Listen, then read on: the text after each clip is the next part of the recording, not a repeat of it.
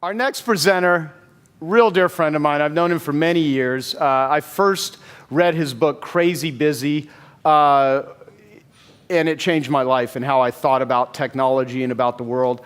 Overwork, overstretched, and about to snap, strategies for coping in a world gone ad, as an ADD.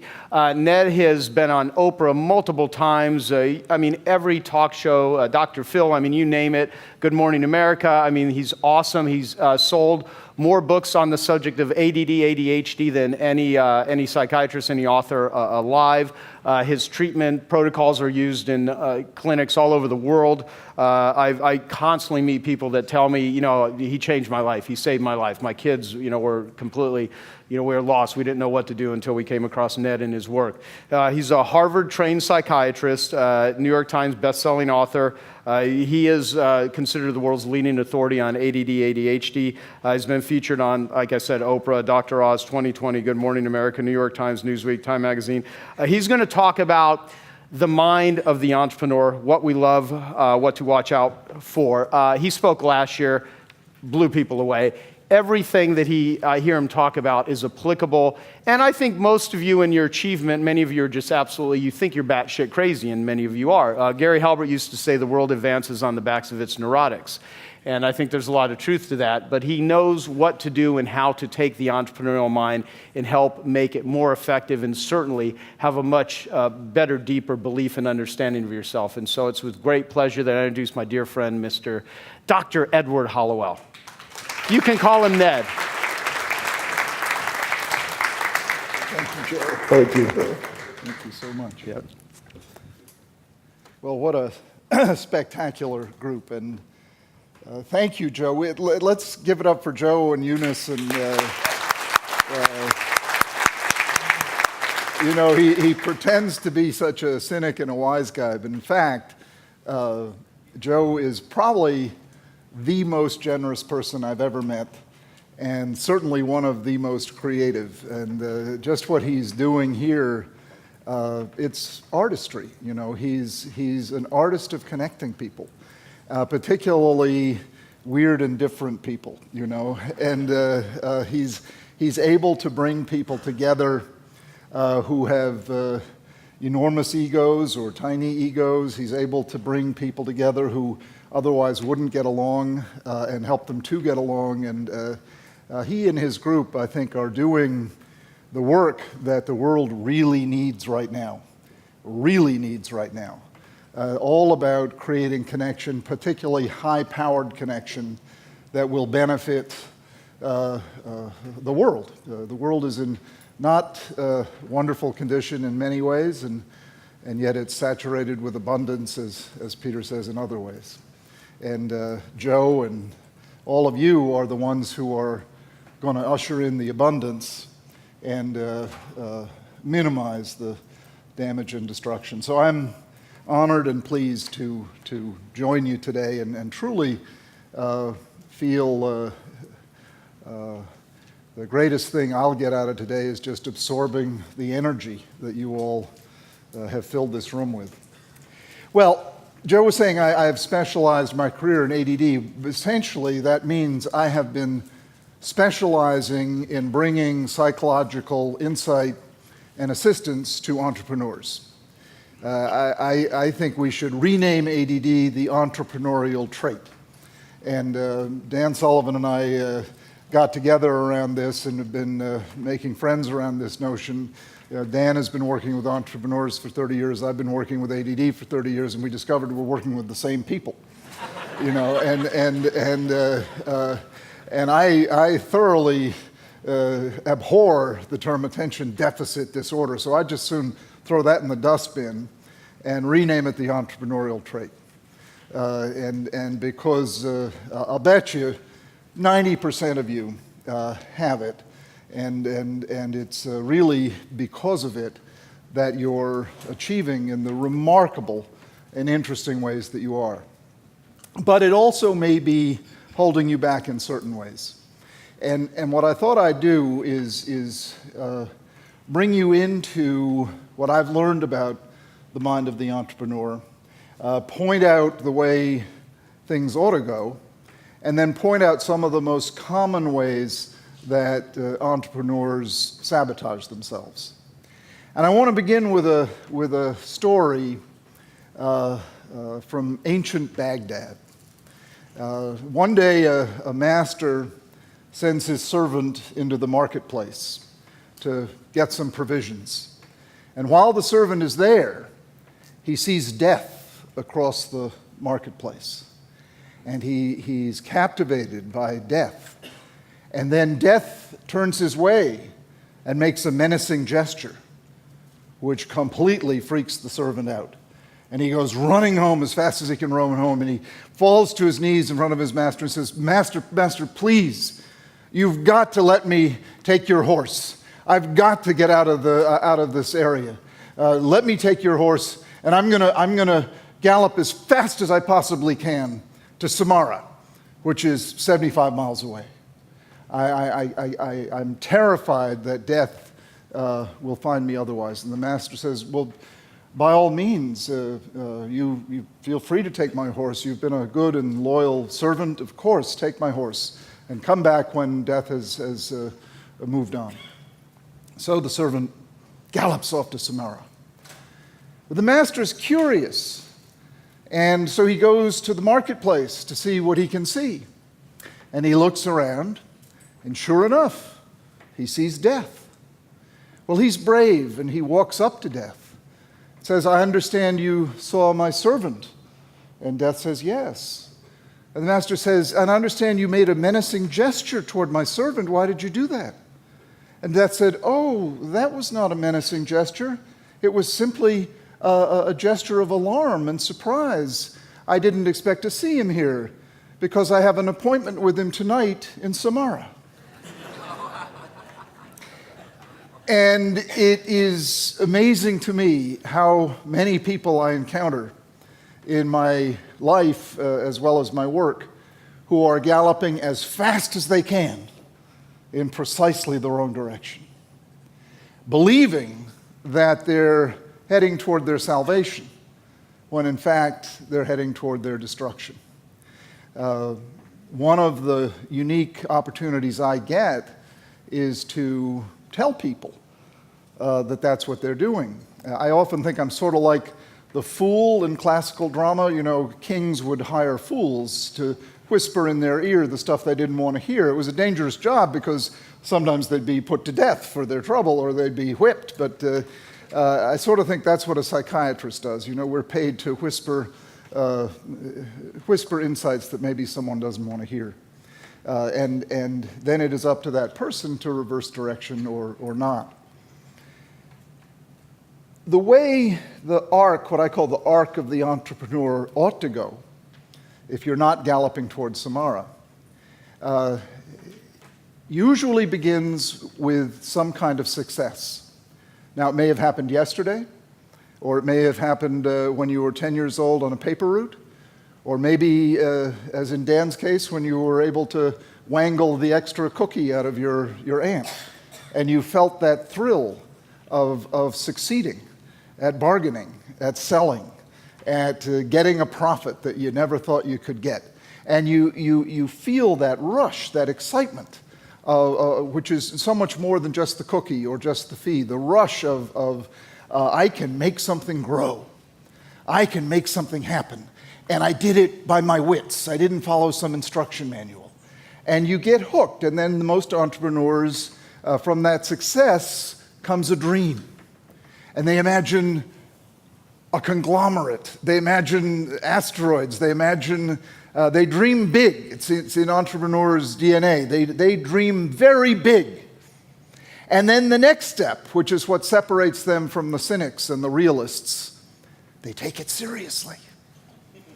They say, I'm gonna populate an asteroid. I'm gonna develop a real estate agency for outer space. I'm gonna do these things. They take it seriously, which again, as I say, separates you all from the realists and the cynics. And then they begin what I call the avid and faithful pursuit. Avid and faithful pursuit. Faith is, you know, the assurance of things hoped for and the conviction of things unseen. you all have faith. You may not have religious faith, but I can promise you, you feel the assurance of things hoped for and the conviction of things unseen. That also separates you from other people. You begin this avid and faithful pursuit of what many people think are crazy goals. Think of who colonized this country. Would you have wanted your son or daughter in 1600 to get on a boat and come over here? It's as crazy as Peter Diamandis wanting to colonize outer space. I have a sign in my office that says, don't wonder if your ideas are crazy, wonder if they're crazy enough. And you all specialize in taking seriously and faithfully and avidly pursuing these crazy ideas. This country was colonized by people like you, separating themselves from the gene pool in England, from the conservative non-risk takers to the wild-eyed, visionary, pioneering, swashbuckling, cowboying folks that became our ancestors, your ancestors. And it's why I love entrepreneurs. You have the assurance of things hoped for and the conviction of things unseen. And guess what? You make it happen. So the avid and faithful pursuit then leads almost always to disappointment. You don't get there right away. And once again, one of the key qualities the entrepreneur kicks in, which is grit. You don't have give up in your vocabulary. You don't have it in your DNA. You don't do that. It's just unthinkable. It's just not an option. And it's not because you have some slogan, failure is not an option. It's because that's not who you are. You're just not built that way. You don't give up. So when you encounter disappointment, which you invariably do, nobody rides a bicycle without falling off first. When you encounter disappointment, you just say, well, no is the first step on the way to yes. And you keep at it, and you try it again, and you try something else. And almost always, what happens is the next step, which I call intervention. Maybe it's divine intervention, or maybe it's something more practical, like you go to take Dan's strategic coach, or maybe you come here and someone gives you the bright idea, like we were swimming in bright ideas. We've been swimming in bright ideas all morning. Or maybe you partner up with the right person. Maybe you meet someone at the table today. There's some kind of intervention that gets you past that stuck place. And then you're on your way to realization of the dream. And that's what I call the arc of the entrepreneur. And it's wonderful. It's magnificent. It is what makes life not only exciting, but productive, and what makes being alive today such a colossally exciting opportunity. The world has never teemed with so much opportunity for so many people. Never. Never. And the obstacle now is psychological. Psychological. So what are the traps that I want to point out to you to help you avoid? Now, there are many, many traps, and I'm going to highlight 5 of them. But I want to underline that my message is by no means negative. I'm just cautioning you. My message is 1,000% positive, that now is the time to be alive. If ever there were a time for an entrepreneur to say, praise God for having me be born now, this is it. This is the time for us folks who have this kind of brain. By the way, I have the entrepreneurial brain. I have ADD. I also have dyslexia too, and I wouldn't trade either one of them for the world. It's a terrible mistake to call these conditions disabilities. They're traits. They're traits, and if you manage them right, they become enormous assets in your life.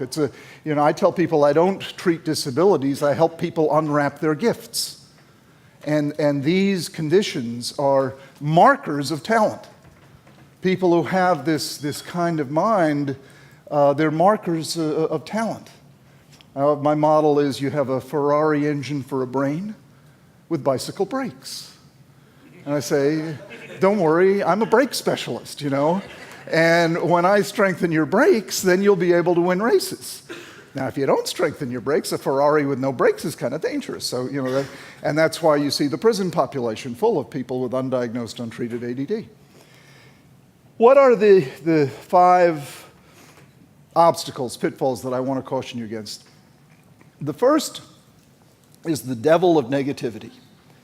And all people who are as bright and creative as you are, you see, you pay a price. And you pay a price in that you have a rich imagination. And that imagination can not only envision beauty, greatness, achievement, it can envision the opposite. You can envision failure. You can envision people against you. You can envision impossibility. That's the devil, negativity. I don't know if any of you felt a little hint of it when Peter was talking. When Peter was talking, we were all feeling excited. But I'll bet you some of you, I know I was thinking, God, I'm not as smart as he is. I can't keep up with all this stuff. There's no hope for me. I'm just a loser, you know. I might as well pack my bag and leave right now. The world is going to pass me by. I'm too old anyway. Send me out to pasture. I've done all I can do. And, you know, how can I? This guy's got it. I don't have it. And, you know, that's the voice of negativity. And I have to see, my advice in dealing with that, don't ignore it, because if you do, it'll keep knocking on your door. Recognize it, and then subject it to rational observation. So what I said to myself as I was listening to Peter, I said, Peter doesn't want you to feel that way. He wants you to feel inspired. He's here to share a gift with you. Take advantage of it. And sure, it's a lot, and sure, he's way smart, but he's here to help you, share with you. So connect with him, work with him, grow with him. And I told the devil to, you know, piss off. You know, but you got to stare it down. You got to squash it. It's there in almost everyone who is very imaginative. The imagination, one of my great heroes, Samuel Johnson, had a wonderful phrase, the hunger of the imagination. And he called worry a disease of the imagination. And when you start worrying and getting into these negative places, it's that disease it's the imagination turning against itself and starting to poison and soil the best parts of you and your life. And the remedy, when you fall into those states, if you can't talk yourself out of it and stare the devil down, never worry alone. Profound advice. Never worry. Now, you want to pick your worry partner wisely. You don't want to pick some sadist who says, "Hey, yeah, you are a loser," you know. Because the minute you connect with someone else, the minute you partner up, the 2 key variables in worry go away. The 2 key variables in toxic worry: number 1, heightened feeling of vulnerability. It has nothing to do with the reality. Feeling of vulnerability, and diminished feeling of power and control. The minute you talk to someone, the minute you connect with someone, you feel more powerful and less vulnerable. The situation hasn't changed one bit. The reality hasn't changed one bit. You're just suddenly, instantly better able to deal with it. A good analogy is if you're in a big dark room alone in a warehouse. You feel afraid, paranoid, scared. If you're in a big dark warehouse with someone, you laugh and giggle. You know, you're not afraid. And this is one of the fundamental facts of life. One of the fundamental facts of life is that we, in danger and distress, need each other. We need to connect. And one of my fears about modern life is what I call the modern paradox. We have super connected electronically in ways that have changed the world for the better magnificently. But we've been disconnecting interpersonally. And that's why your coming together here is so important. That's why you really couldn't do this conference virtually. Or you could do it, but it wouldn't have nearly the impact. We really need each other. We need the human moment, not just the electronic moment. The electronic moment is great, change the world. But don't think we can dispense with the human moment. We need that. particularly in dealing with negativity, in dealing with toxic worry, in dealing with these states that are very common amongst highly talented people that can absolutely sabotage you if you're not careful, because in those states you make bad decisions. You back away from opportunities, you use drugs, you get into trouble. Okay, the next pitfall I'd like to point out is, again, all these are two-edged swords. They're paradoxes, but it's the flip side of one of your greatest strengths. One of your greatest strengths is your enthusiasm and curiosity. You are naturally enthusiastic. You are naturally curious. But guess what? You can become the victim of your own enthusiasm. You can overcommit. You can lose focus. You can have so many good ideas that you're not able to nourish and develop any one of them to its fullest. And you can have this chronic frustration of saying, gosh, I've got all these great ideas, I've got all these great contacts, I've got all these great resources, but my garden ain't growing. You know, I'm not getting the kind of full maturity of growth that I want to get. In other words, you have ADD, you see. And I want to plant the seed in your mind to take this notion of ADD seriously. While it's not a disorder, it is a trait. And take seriously considering if you might have it.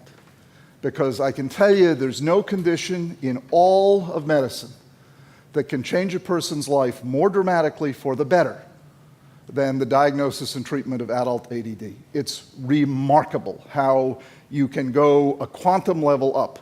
Not only in your professional life, by the way, in your personal life as well. So consider that you might have this. If you are a visionary, a pioneer, full of ideas, have trouble with follow-through, impatient, low tolerance of frustration, tendency to procrastinate, tendency to go down blind alleys, if any of that sounds familiar, consider that you might have this. And remember, the treatment in no way takes away your special sauce. Quite the opposite. It allows you to make maximum use of it. I make the analogy having ADD is like Niagara Falls. Niagara Falls is just a lot of noise and mist until you build a hydroelectric plant. Then you light up the state of New York. That's what the treatment of this condition in adults can do. So consider that. I can't talk to an audience like this and not have you, it's like Dean was saying, what am I obligated to say? I am obligated to tell you that there is a possibility to dramatically change your life for the better by considering this. And I won't go into the whole because we don't have time, but if you grab one of my books, my books are very straightforward and clear. Okay, the third one is more delicate. You all have achieved great success. You have achieved, in most of you, quite a lot of wealth. This allows you to become a jerk. See? Because people will tend not to tell you. They will tend not to tell you that you're becoming a jerk. The most obvious example are professional athletes. These people walk around with these sycophants who just, tell them what they want to hear, and they behave like horrible jerks. 10 children with 10 different women, none of whom they care about, treating people like scum, offering nickel tips, and they're flaming jerks. We all have it in us to become a jerk, particularly when we become rich, famous, and powerful. Give people permission, those who are closest to you, to tell you, Dad, you're changing. Joe, you're changing.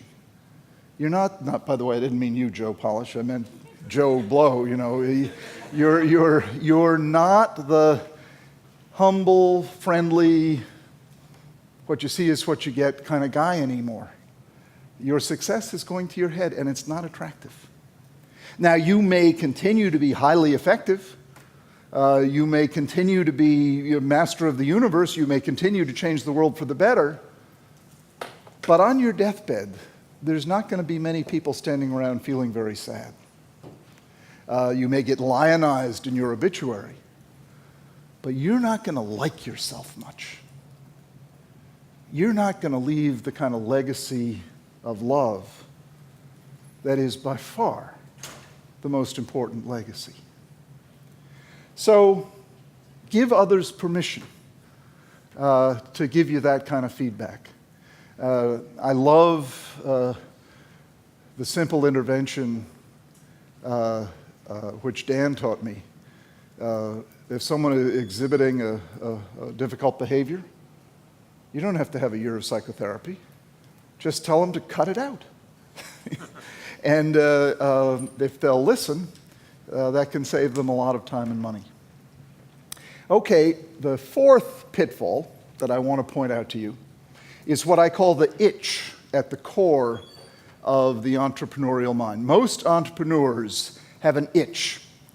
Most of us with this trait feel a need to change our inner state. We need to do something to pump up the volume. We need to do something to make life seem more vivid and alive. When we wake up in the morning, life just isn't as gripping as we want it to be. We have this appetite for more. We have this desire to make life more vivid, to make life more intense, to somehow or other make it gripping enough that we can really engage. And that really is at the core of this trait. Now, you can't make the itch go away, nor should you want to. It's your greatest asset, but it can also be your worst enemy. So what you have to do is be careful how you scratch the itch. Be careful how you scratch the itch.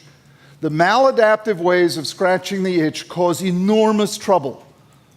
Drug abuse, alcohol abuse, extreme danger seeking. I had one patient who said, I only feel focused and alive when I'm at the racetrack, the horses are coming down the home stretch, and I have a bet down that I can't afford to lose. I had another patient who said, I only feel really focused and alive when I'm making love to a woman and her husband is on the way home. These are dangerous. These are not adapt, but another one who said, I only feel focused and alive when I'm skiing down a sheer face, knowing that I really don't have the skill to do it, hoping that I'll survive. Then by the way, Peter's partner in writing writes about these extreme sports. Kotler, what's his first name? Stephen Kotler, a wonderful man, and he talks about the states of flow that you can get into by courting danger, but it's not something I think we wouldn't want to risk our lives to scratch the itch. And yet that's what these folks tend to do in scratching the itch. They resort to danger, to addiction, to all manner of self-destructive activities. What they're really seeking is adrenaline. What they're really seeking is nature's own stimulant medication, epinephrine, adrenaline. So what are adaptive ways of scratching the itch? Well, right at the top of the list is my favorite intervention, my favorite drug, connection. I call it the other vitamin C, Vitamin Connect. And the beauty of Vitamin Connect is that it's infinite in supply and it's free. The sad part of Vitamin Connect is people don't take it seriously. They'd rather get a prescription for Prozac than spend time with a friend, than get a pet, than love somebody. And it's killing people. We live in a big epidemic of Vitamin Connect deficiency. And the symptoms are lethargy, loss of ambition, loss of hope, low-grade depression, and these people are being medicated. And what they need to do is turn off their electronics and sit down and talk to somebody. I have nothing against electronics. I love them. They've changed the world for the better. But we're seeing this growing addiction, this growing epidemic of what I call screen sucking at the expense of getting the kind of connection with other people you need. Number two, in terms of adaptive ways of scratching the itch, physical exercise. My friend John Rady wrote a great book called Spark, The Revolutionary New Science of Exercise in the Brain, in which he lays out in absolute hard scientific detail the myriad ways in which physical exercise builds your brain. John calls it the miracle grow of the brain. It's not just good for your body and heart and bones, it's really good for your brain. And you don't have to just wait to go to the gym. When you're working on a project and you get stuck, stand up and do 25 jumping jacks, do 10 push-ups, do a few burpees, whatever. Run up and down stairs a few times. You will push the reset button on your brain. It changes your brain chemistry dramatically within 3 minutes. So have that as a ready-at-hand remedy instead of the jar of M&Ms or the Starbucks and the donut. A quick burst of exercise. And then the third particular way of scratching the itch that I recommend is a creative outlet. You all have come to this instinctively. You know that when you have a creative outlet, when you have a business that you're growing, you feel better. The reason I write so many books, I'm on my 20th book now. The reason I write so many books is not that I'm driven to write books. It's because if I don't have a book going, I get depressed. It's just that simple. If I don't have a book in process, I get depressed. I don't have to be working on it, but the fact that I have it in process gives me a creative outlet. I know it's there, and my unconscious is percolating away on it. The same with you guys with your businesses. The fact that you're growing them, the fact that you're here, the fact that you have it in mind, it gives you that creative outlet, which scratches the itch. The final, in my last 20 seconds, pitfall, may be the most dangerous of all. The failure to take seriously and develop your loving connections. All the studies on health, longevity, success, and happiness in life come back to the importance of one word: love. Take it seriously. Honor it. Nourish it. It will pay you back over and over again. Thank you.